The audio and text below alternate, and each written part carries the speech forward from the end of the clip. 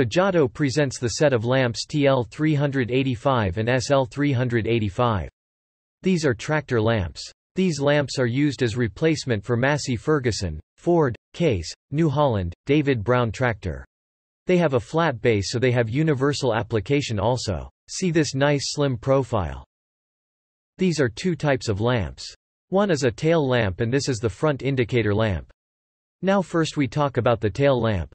Tail lamp has a rear direction indicator function and tail stop function. There are the two bolts here for the fitment and the distance between bolts is 49 to 56 mm. We used flange nuts here. Let's switch on the lamps now. This is the tail stop function and this the indicator function. Now let's see the front direction indicator. It has two functions. See, this is the front position function and this is the front direction indicator function.